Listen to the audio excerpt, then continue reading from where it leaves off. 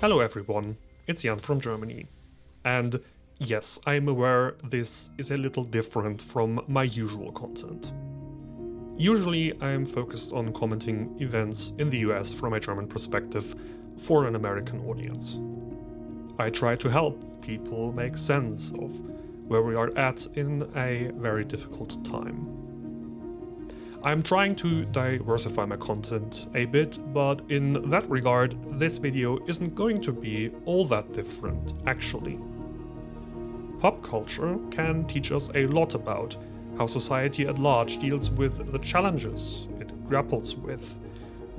Like a prism, it refracts all kinds of sociological developments and whatever resonates with an audience during a given period of time.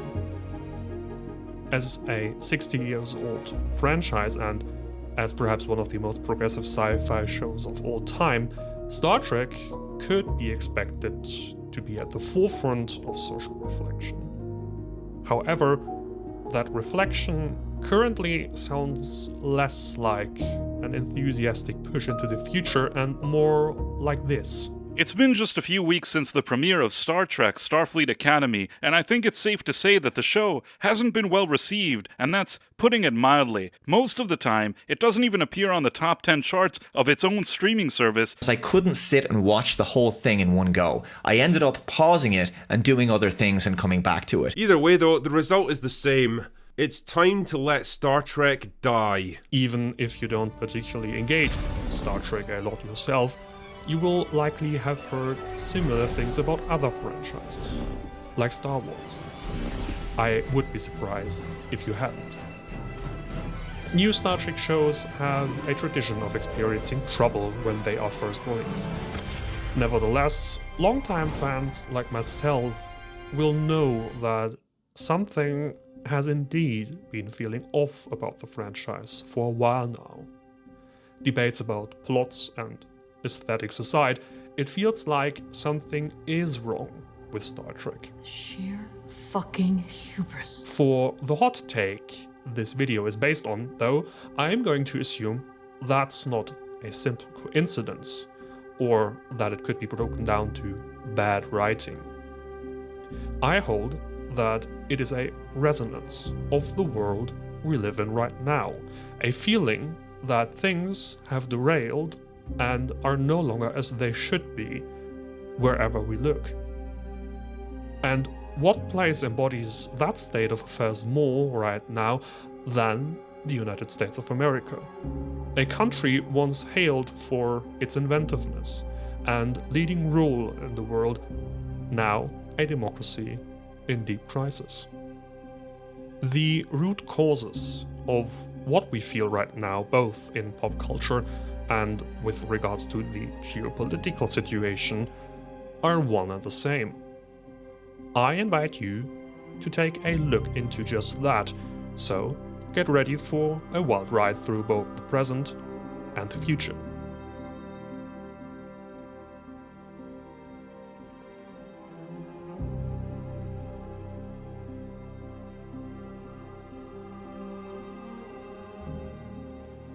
Well, here is the promised hot take. Everything that went quote-unquote wrong with Star Trek and the United States of America in the last decades is encapsulated in this one image. And even more so in the scene it originated from.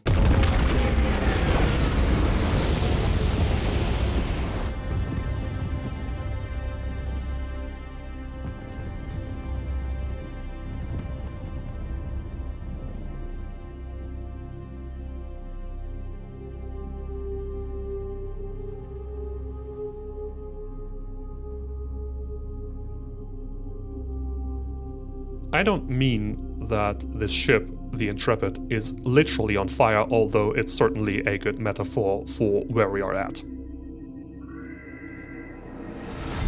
Intrepid is raising shields. They're arming torpedoes. We're being ordered to surrender. Surrender? Why? Don't you get it? We're being framed for what just happened. By the changelings masquerading as officers aboard that ship.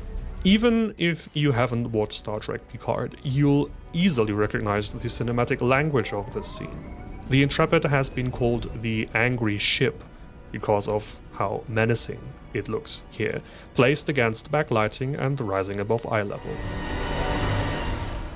The show does something here that is actually rather unusual for Star Trek.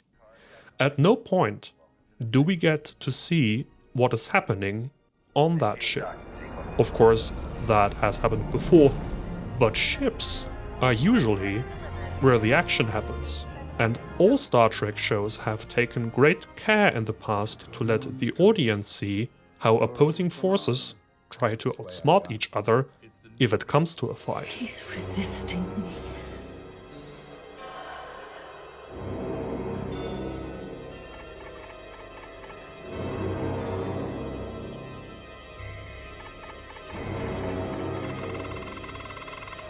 No! Remember me.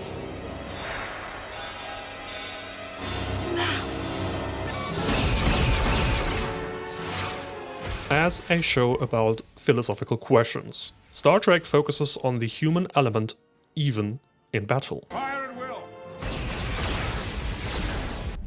Now, the Intrepid is a Starfleet ship. It is part of the home team, the team the audience identifies with. An organization that is known throughout science fiction for holding up values like peace, exploration, and safekeeping. But it does this.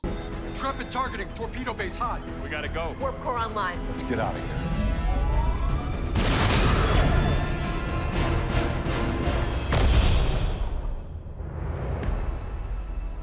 They're coming for us. Yeah? But who exactly? Everyone.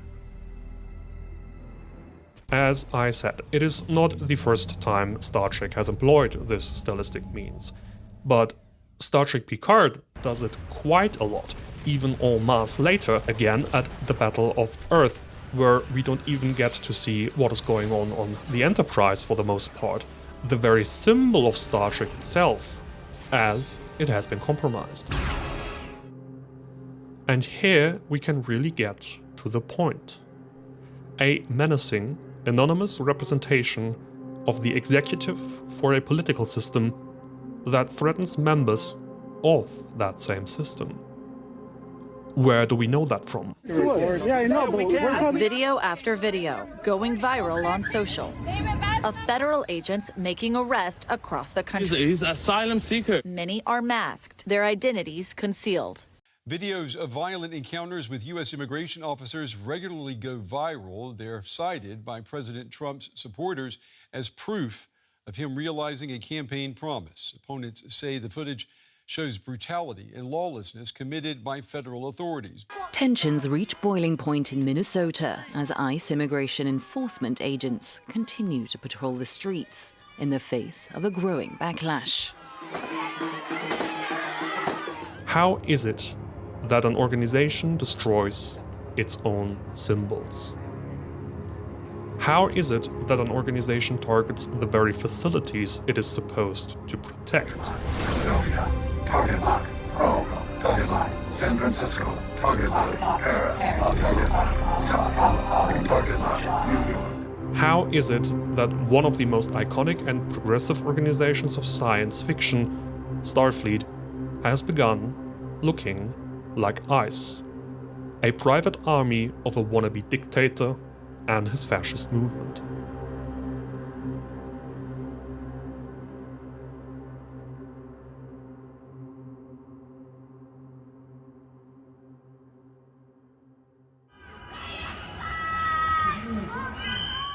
Being a Gen Z German, I was taught to recognize the signs of fascism from an early age. After all, my country once steered the world into the abyss because of it. And let me reiterate at this point, yes, Make America Great Again is undeniably a fascist movement. Trumps Amerika. Entführung, Rechtsbrüche, Expansion. Noch sind die USA ein Rechtsstaat. Aber wie lange noch? Völkerrechtsexperte Kai Ambos hat eine klare Antwort auf die Frage: Welches Rechtsverständnis hat Donald Trump? Überhaupt keins, denn er sagt ja, er sei nicht an das Recht gebunden und nicht an das Völkerrecht und nur an seine eigene Moral. Also Recht ist keine Kategorie, die für Herrn Trump irgendwie relevant ist. Everyone with the least bit of common sense in Germany knows it. And if that makes you throw a tantrum before your screen right now, this video isn't for you. Supporting anti-MAGA resistance isn't just about doing the right thing for me, it is about preventing even more horrible things from happening. I have now been active as a sort of emotional support European for tens of thousands of Americans for about a year now, mainly on Threads. It is my self-declared job to help coordinate and organize in whatever way I can. The sheer desperation and isolation I see in America is staggering. It was outrageous. I was furious at anybody would think that it's permissible to take the young children 4 years of age and take them away from the parents and say the parents go to another country, the children go to another country, we'll get you together maybe at some later date. It's crime against humanity. When we list crimes against humanity in the statute of the International Criminal Court, we have other inhumane acts designed to cause suffering, great suffering. What could cause more great suffering than what they did in the name of immigration law? It's ridiculous. All of the US is in an abusive relationship with its own government, and the suffering is mind-boggling even from the outside. And to really turn to the matter at hand, that is true in two ways, both for the United States, or the whole world really, and Star Trek. The show snippets I already showed you, especially from Star Trek Picard, paint a dark picture of the United Federation of Planets, the interstellar alliance that Earth is part of. The Federation is meant to symbolize humanity's best, during a time where we have united as one species to become part of a larger interstellar community. How much does this thing cost? The economics of the future are somewhat different. You see, money doesn't exist in the 24th century. No money? You mean you don't get paid? The acquisition of wealth is no longer the driving force in our lives. We work to better ourselves and the rest of humanity. But just as is true for our own world right now, the period Picard is set in is one of endless crisis, with more shadowy corners than peaceful worlds. The main characters of that show are well-known characters both in our real world and within the Federation. But in the course of especially Season 3, they become renegades, fighting a system they either desperately try to save or have, at least intermittently, abandoned. Was it that you lost faith in Admiral? You've never spoken about your departure from Starfleet. Didn't you, in fact, resign your commission in protest? Tell us, Admiral. Why did you really quit Starfleet? Because it was no longer Starfleet. I'm sorry? Because it was no longer Starfleet. We withdrew. The galaxy was mourning, burying its dead. And Starfleet slunk from its duties. And strikingly, some of these characters certainly feel abandoned by the system in turn. They've seen a lot of dark crap in the last 20 years. They've been through a lot, both of them. Seven, I think, holds Starfleet and the Federation in large part responsible for much of it. The universe is a mess, and I think she sort of initially sees Picard as a representation of that. I wouldn't be surprised if this feels familiar to some of you. Especially after an attack on the Utopia Planitia shipyards on Mars in 2385, a major plot point of Picard that causes countless deaths, the Federation almost completely sets aside its mission of exploration. It withdraws from the galactic stage, becoming isolationist. The Federation even abandons the Romulan Star Empire during its impending collapse it had promised to help. manage. The Romulans were our enemies, and we tried to help them for as long as we could. But even before the synthetics attacked Mars, 14 species within the Federation said cut the Romulans loose or we'll pull out. It was a choice between allowing the Federation to implode or letting the Romulans go. The Federation does not get to decide if a species lives or dies. Yes, we do. We absolutely do. I believe that sounds familiar too. The ripple effects of the Trump administration's elimination of USAID are being felt in dozens of countries around the world where the agency supported initiatives ranging from public health programs to infrastructure and climate resilience projects. Angeles Pampa from Northwestern University's Medill School of Journalism traveled to Indonesia to see the effect on one of the world's fastest sinking cities. You will probably have noticed already what I am getting at here. In more ways than one, America is the United Federation of Planets in the late 24th century Star Trek. A broken political system that is under siege from within by forces that seek to destroy or don't care for what it is supposed to represent. A system that abandons its citizens or turns on them altogether. It is a system in the process of dying. Look in the mirror, Admiral. The Federation is old. In the past 24 months, they've been challenged by every major power in the quadrant. The Borg, the Cardassians, the Dominion. They all smell the scent of death on the Federation. Now, if you are a long-time Star Trek fan like myself, you may want to object and say, but hey, the Federation is not in the process of becoming a fascist state despite all its problems. And yes, you would be right, which is actually the whole point of this video, but more on that in a bit. First, let's turn in full to our question at hand. What went wrong?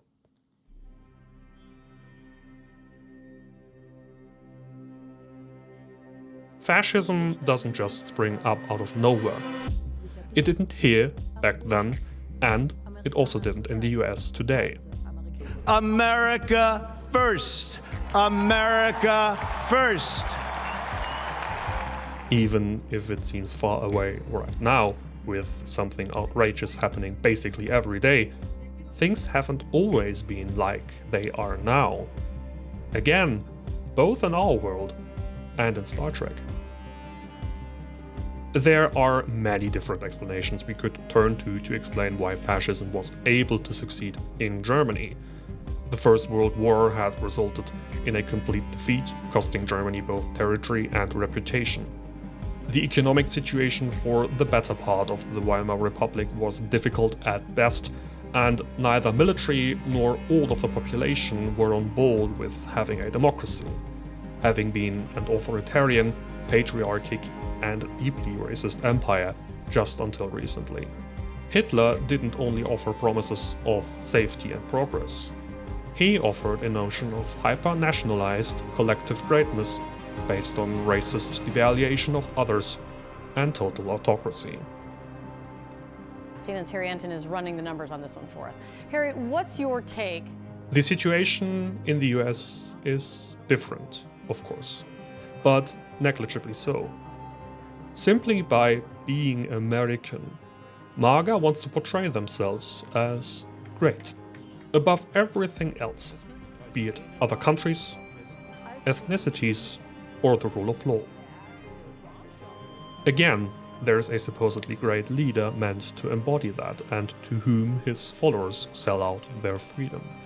Again, there is the radical exclusion of minorities. Again, there are empty promises.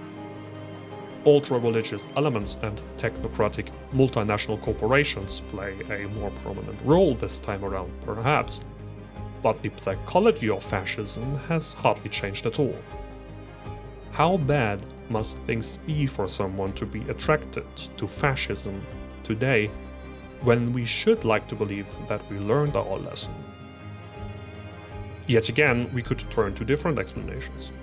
Long-standing racism dating back as far as the Confederacy and slavery, extreme religious groups harboring exclusionary, authoritarian beliefs, precarious living conditions for most of the US middle class, and the disenfranchisement of millions of people for whom the American dream is only just that, a dream. The broken education system, a completely outdated constitution, the sheer power of billionaires without accountability. Perhaps it is a mix of all of these things. Perhaps it was a mix of things in the Federation of Star Trek as well. A multitude of social and political grievances that grow until such time they can no longer be ignored. Let's explore why that matters with a simple comparison. So get ready for a bit of lore.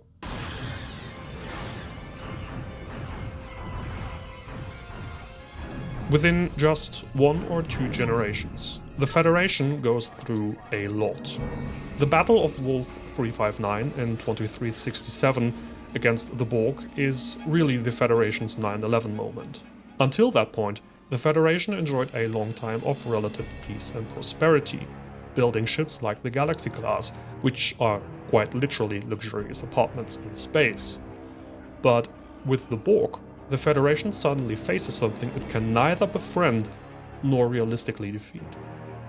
A lot starts to go downhill from there. We begin to see a more militant Starfleet. More aggressive ship designs like the Sovereign slowly become the norm. Interstellar politics become increasingly unstable, especially with the Dominion entering the stage, an authoritarian superpower from the Gamma Quadrant of the Milky Way galaxy, led by a xenophobic, shape-shifting species who seek to control other powers to safeguard their continued existence.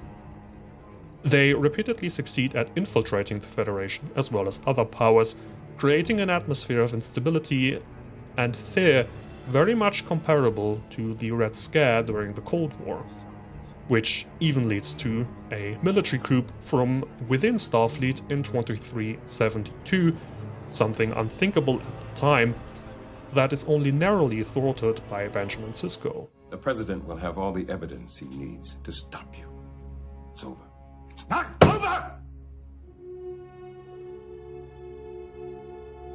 I have enough loyal officers to make a fight of it. Who will you fight? Starfleet? The Federation? Don't you see, Admiral? You're fighting the wrong war! Regardless, the Dominion is quickly able to maneuver the Federation and Klingon Empire into a short war only months later, before a war between it, the Cardassian Union, and the latter two breaks out in 2373, lasting 2 years and costing millions of lives.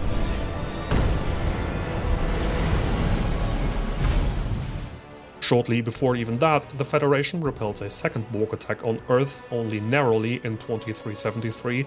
In 2375, during the war, the whole Federation Council is engulfed in a corruption scandal as portrayed in Star Trek Insurrection, where it falls to the crew of the Enterprise to prevent a group of indigenous people from being forcibly removed from their home planet. I won't let you move them, Admiral. I will take this to the Federation Council. I'm acting on orders from the Federation Council. How can there be an order to abandon the Prime Directive? 2379 sees another attempted attack on Earth by the rogue Reman Shinzon and his weapon of mass destruction. 6 years later, Mars is destroyed in an attack by artificial workforces that, as it turns out, was orchestrated by a secret Romulan order that infiltrated Starfleet's highest levels, and in 2401, it turns out that Starfleet was yet again infiltrated a long time ago by rogue Dominion changelings in cooperation with the Borg to attack Earth yet again. In short, if you are a citizen of the Federation during that time, you simply have no reason to trust that organization with your future anymore. Now consider what has happened on Earth during the last couple of decades. We went through a global financial crisis in 2008 and 9, a massive refugee crisis in 2014 and 15 in Europe, with far-right extremists on the rise, not least through their support by Russia. We had a COVID pandemic, all-out war in Ukraine that completely uprooted Europe's security architecture. And that isn't even to mention the challenge that climate change will yet bring for us. In this climate of overwhelming daily events and a sense of hopelessness, it is perhaps not surprising that we have a fascist cabal at power in the US, invading other countries and threatening to attack allies just as well. Either case is a far cry from the future that Star Trek used to portray. And that is what feels off.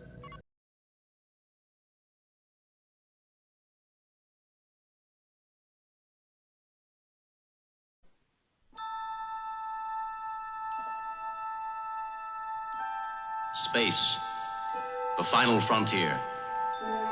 These are the voyages of the Starship Enterprise. Star Trek used to be the very incarnation of progressive ideas, portraying women as equal to men early on, rejecting racism altogether in a time where it was still accepted as normal, and setting high moral standards for humanity to live up to. Even in times of war, such as in the show Deep Space Nine, Star Trek set out to explore the complex nature of moral dilemma and ethics. That's why you came to me, isn't it, Captain?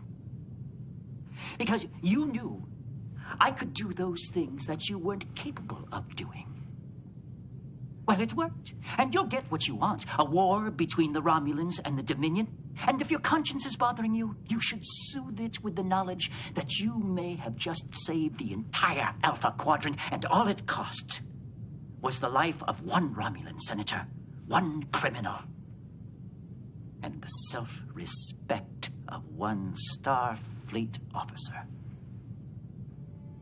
I don't know about you, but I'd call that a bargain.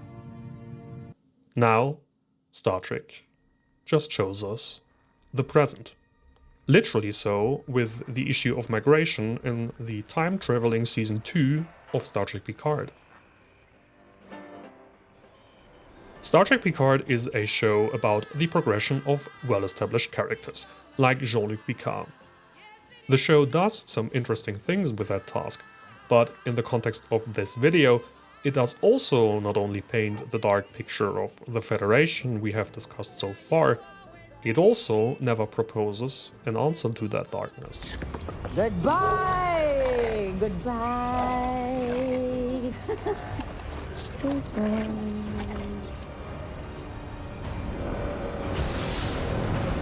It doesn't actually delve into the characters that have to deal with that darkness anymore.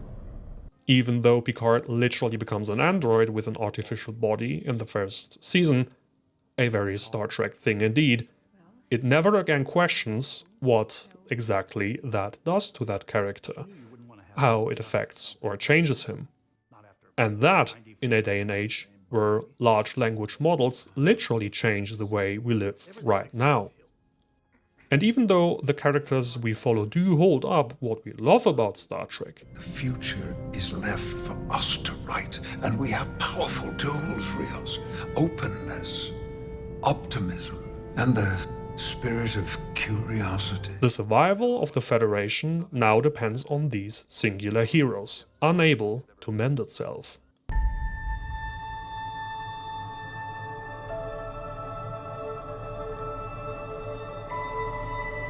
Star Trek Discovery started airing in 2017 as the first attempt at rebooting the franchise. It is a show about, at first, the time leading up to the era of James T. Kirk and Spock, and it has perhaps sparked the most ire among fans for various reasons.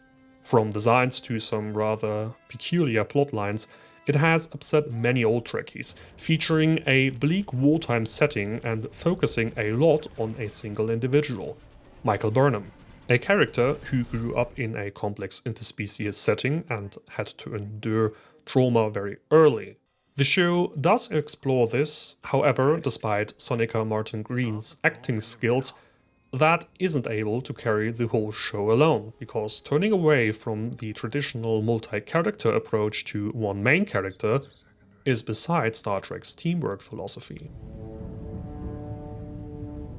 You understand me?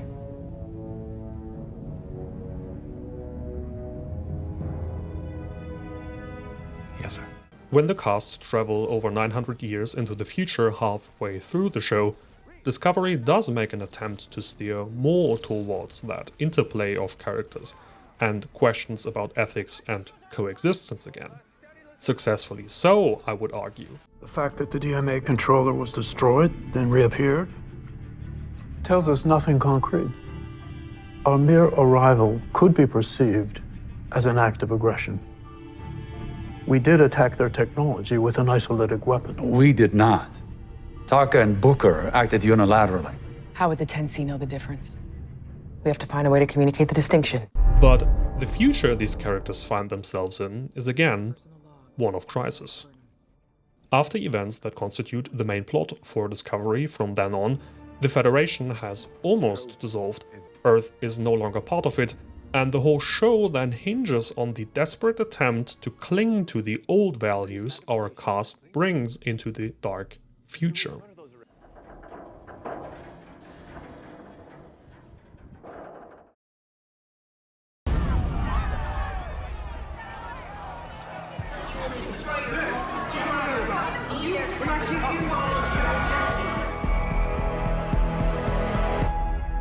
Hi. Sorry to interrupt. Star Trek Strange New Worlds takes up where Discovery left in the 23rd century, and it is noticeable that the show tries to learn from Discovery's, let me call them, mistakes. It is a show about the golden age of Starfleet, about exploring new worlds and new civilizations, the core theme Star Trek once set out with. The characters are enjoyably complex and have to grapple with identity, cultural heritage, and discrimination. Captain Christopher Pike, for instance, knows for a fact that he is going to experience a crippling accident in a few years for much of the show. That he holds up Starfleet's values, most of the time, to the best of his ability regardless makes him an interesting character. I know that you would never put your own fate before the fate of the galaxy. But Strange New Worlds is essentially a show about nostalgia too, drawing back to a time that we now think of as better, lighter, and brighter. It doesn't tell us anything about what to do right now. Why don't you both tell me what life is like on the Enterprise? I mean, is it just like nonstop excitement, meeting all these aliens who are still actually, you know, alien? Guess you're pretty used to seeing aliens in the future? Oh, yeah. You're going to San Francisco. The only show to actually approach this subject again, aside from Discovery's tentative attempts, is Starfleet Academy. Academy follows on Discovery and is perhaps targeted at a younger audience. At times, it is a little too squeaky and rosy perhaps, but it dares to challenge social norms again by handing us a gay Klingon who also wears dresses. They look like dresses. That is an incredibly outmoded and sexist attitude. I'm surprised at you. Besides, you look good in a dress. And it dares to ask big questions again. My criterion is the Klingons in and of themselves. In the context of this debate, the Federation and their laws are irrelevant. To argue otherwise is to deny Klingons their right to define themselves. Is that not an existential right? Even Academy, though, is set in a time where the 1,000 years old Federation has begun to move away from its crisis. It is the best Star Trek we have gotten in a while, but as a coming-of-age story, it doesn't exactly teach us what to do when we are faced with this.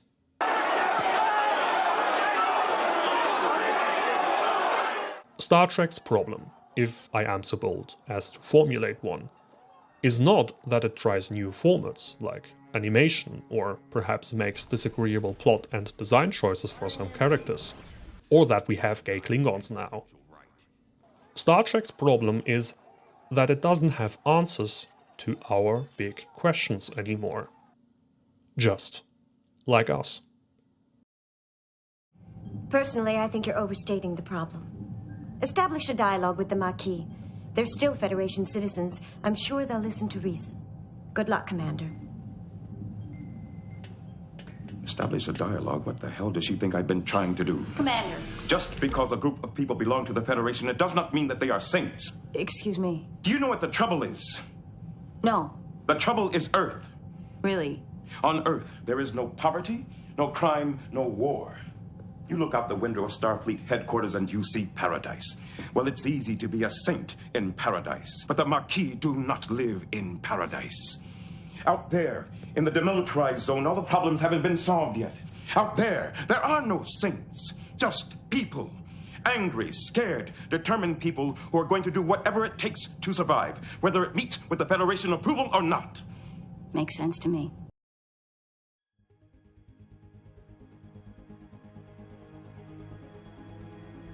Now, and this is my point, if we assume that the biological setup of humanity, our instincts especially, will not change within a span of about 400 years from now, it is astonishing how humanity has not completely ransacked Earth and broken away from the Federation in a fit of extremist violence and isolationism that we now see in America. How can that be? Well, behind that question lies exactly the true potential that Star Trek can offer us today. If the Federation and the United Earth still stand after all that I just listed, they must be incredibly well designed. Imperfect, perhaps, and at the brink, but still intact. I am, in fact, optimistic that America can make it out of where it is right now, without causing an absolute catastrophe as my country did 80 years ago. As economic outlooks turn sour, as the US becomes an international pariah, and especially with the Epstein files, support for Donald Trump in America is ever declining. MAGA could just be in the process of dying. But if it dies along with the America it had set out to destroy thoroughly itself, what comes after? Unlike in Germany after the Second World War, the American population is split into a large number of supporters and opposers of fascism. How will this country mend itself after all the suffering one half of the population has caused the other? What is to be done about the wholly outdated political system, about social injustice, racism, and the US abandoned place in the world? These are questions we face right now or will be facing in short order. And it is not just America, in fact, as Europe is currently grappling with far-right extremism, culture wars, and a political system, the European Union, that is hideously complicated and hardly up to the challenges it is meant to face anymore. In more ways than one, we are in the same boat. Just like the Federation, we have to reinvent ourselves. And if we want to stay afloat, we need to talk about the future we actually want, beyond mere fighting things like MAGA. It doesn't suffice to know what you stand against. You also have to decide what you stand for eventually. The last time we spoke, he was anticipating the prospect of joint missions. Humans and Vulcans working together. We have to make that possible. Star Trek could help us on that journey, if it is bold enough to ask the questions that are on our mind right now, and deliver bold answers. How? Perhaps with less humanoid and more alien characters to challenge our assumptions about biology and coexistence. More internal conflicts within the Federation to find new examples of how to overcome differences among vastly different parties, and new characters that let us experience all the above through their eyes. Then, independent of camera angle or color palette, will Star Trek really feel like Star Trek again. When it feels like a breath of fresh air, when it shows us that we can do better, when it does what it does and has always done best, to boldly go where no one has gone before.